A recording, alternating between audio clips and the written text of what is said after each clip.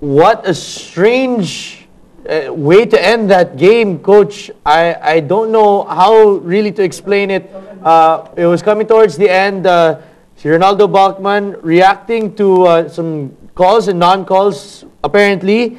At pumitik itong si Renaldo Balkman, not only to the referees, pero pati na rin sa coaching staff and to his teammates, especially Arwin Santos, na sinakal niya, Coach. Well, he struggled all night. The defense is on him all the time.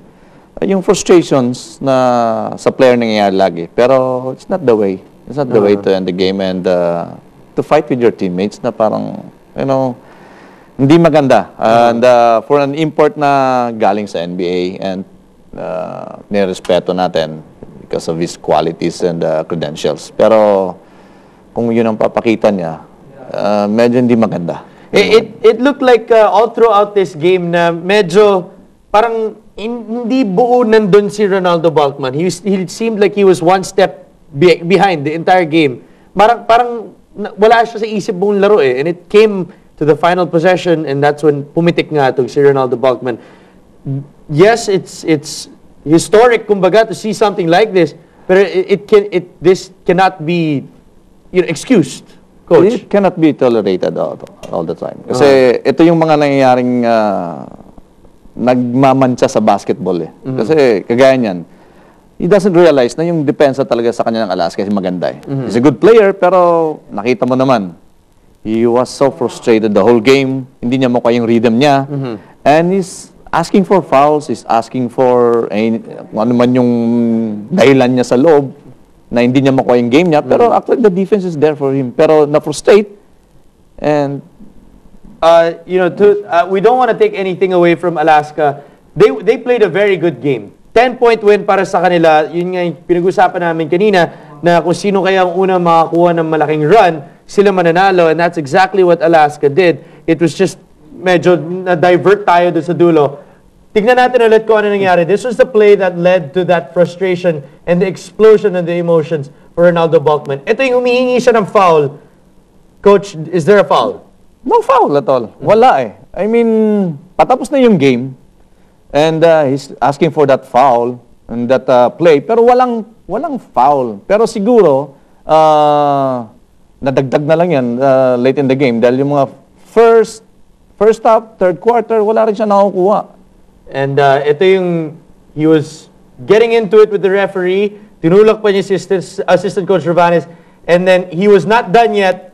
He went to another official, shared some words, at ito yung official na binigyan na siya ng technical foul for what he was saying. And the whole team, including Ronald Tubid, was trying to stop and pacify yung situation, pero hindi pa rin tapos si Balkman. Dumiretso pa siya sa original referee na nakausap niya, and he was screaming, yelling, and very unhappy. Ayun na po, tinutulak siya ni Ronald Tubid, just trying to stop him. He pushes away Tubid, at ito na yung isa sa mga team captains ng Petron, Arwin Santos, trying to do what he does. Well, I mean, as a team captain, to try and pacify his import.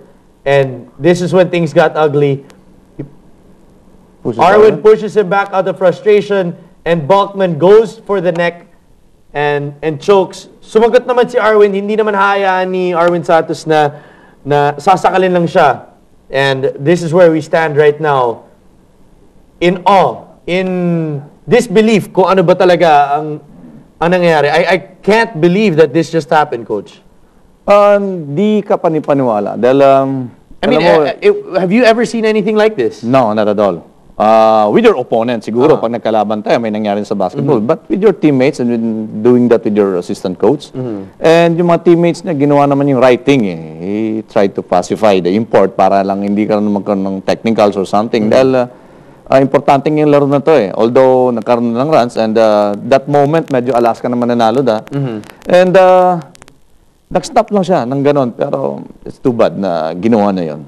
Again, we're not diverting the attention away. Fantastic win para sa Alaska. 83-73. They move into solo first position now at 6-1. Pasok na po tayo sa ating social media comments. And I'm sure they are all regarding that final play of this game. It's coming ngayon galing kay Repot Sayak. OMG, what happened to Balkman? He surely lost it. And I guess that's the best way to describe it. Galing naman kay Chino, nakakatakot naman tong si Balkman, pati si Arwin Santos na teammate niya, inaway na rin. And, you know, again, we're all in shock. Galing naman kay Paeng, Petronavela all over again. And right when you thought na, Coach, tapos na yung Petronavela, we were saying it kanina na nagmumukha na may happy ending na itong Petronavela dahil kay Renaldo Balkman. Those were the exact words we said at the start of this telecast. It took a big twist dun sa dulo, Coach. How did they get back from this? Yun ang magiging assignment ng mga coaches diyan. And then malaking effect yun sa team. Nagkaroon silang 4 wins for Balkman, pero isang twist lang. Yeah. Iba na yung naging result, and it's very sad na makita mo yung import mo na nagaganon yung pinapakita.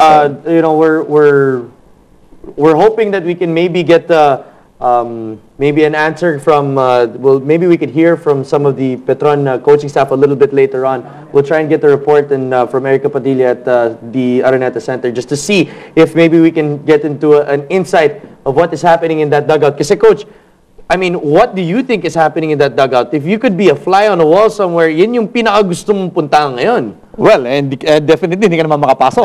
Dahil siyempre, of course, yung atmosphere niya, that's not good. Good thing about Arwin ay hindi niya pinakita na talagang yung lumaban siya or something. Basta siya, pinasify nila yung import nila. And to import, nag-snap. Ito sa loob ngayon ng dugout ang gusto nating malaman kung ano talaga yung situation doon.